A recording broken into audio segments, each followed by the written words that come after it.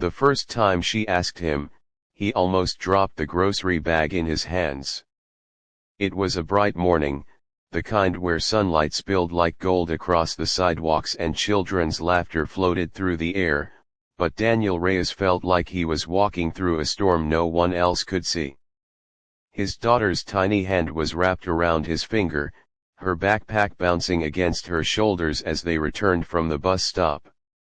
And then he heard her voice from across the small fence between their houses, soft but trembling.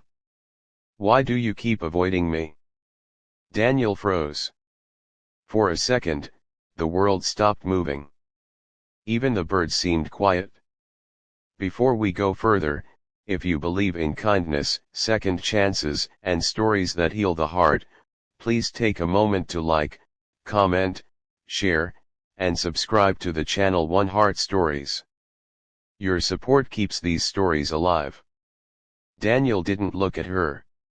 He couldn't. He kept his eyes fixed on the cracked pavement, like there was something terribly important written there. "Because looking at you hurts," he said, almost whispering. Then he walked away. Every morning after that, he adjusted his routine with military precision. He left 5 minutes earlier. Sometimes 10. If he saw her car in the driveway, he waited inside. If she stepped out to water her plants, he took the back alley. It was childish, maybe even cruel, but it was the only way he knew how to survive. Daniel had been a single dad for 3 years. 3 years since the hospital room that smelled of antiseptic and broken promises. 3 years since he held his wife's hand while the machines beeped slower and slower. 3 years since he came home with a sleeping 4-year-old and no idea how to be both mother and father. His daughter, Lila, was the only reason he got out of bed. He braided her hair badly every morning. Burned toast. Packed lunches with too many snacks and not enough vegetables. He worked double shifts as a warehouse supervisor, coming home exhausted, smelling of dust and sweat, but still forcing a smile when she ran into his arms. He told himself that was enough. Then Mara moved in next door. She arrived on a sunny Tuesday with boxes, wind chimes, and a laugh that carried through the air like music. She was kind in the effortless way some people are. She waved to everyone. Brought cookies to the elderly couple across the street. Helped a stray cat stuck under a car. And worst of all, she looked exactly like Sophia. Not identical, but close enough to make his chest tighten. Same warm brown eyes. Same gentle smile. Same way of tucking her hair behind her ear when she was nervous. The first time Daniel saw her, his knees nearly gave out. It felt like the universe was playing a cruel joke, placing a ghost next door. At first, Mara tried to be friendly. She greeted him every morning. Asked about Lila. Left a small plant on his porch with a note that said, "Welcome to the neighborhood." He never responded. Never thanked her, he barely nodded. He saw the confusion in her eyes grow day by day. But he couldn't explain that every time he looked at her, it felt like ripping open a wound that had barely scarred. One afternoon, Lila came home from school with scraped knees and tear-streaked cheeks. Daniel panicked. He rushed outside for help, not realizing Mara was already kneeling beside his daughter, gently cleaning the cuts with water and tissues. Her voice was so soft. So careful. The way Sophia used to talk. "It's okay, brave girl," she murmured. "Scars mean you survived." Daniel stood there, frozen, watching someone else care for his child like that. Something cracked inside him.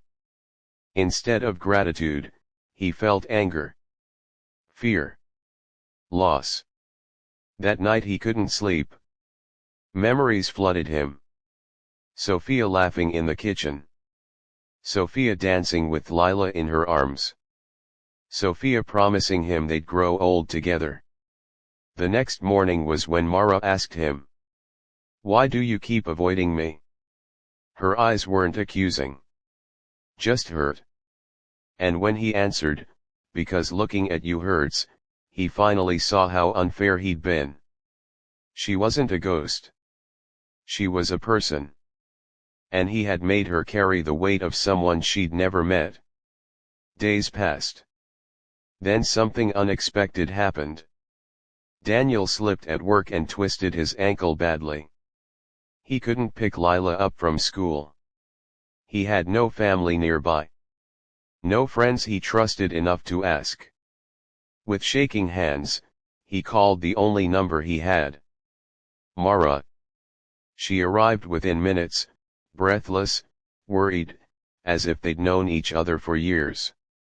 She picked Lila up, made soup, even helped Daniel ice his ankle. The house felt warmer with her in it. Not like the past. Not like Sophia. Just warm. For the first time, he really looked at her. The differences were there. The way she hummed while cooking. The tiny scar on her chin. The way she told terrible jokes that made Lila giggle. She wasn't a replacement. She was just Mara. That night, Daniel apologized. Not with big speeches, just quiet honesty. He told her about Sophia. About the hospital.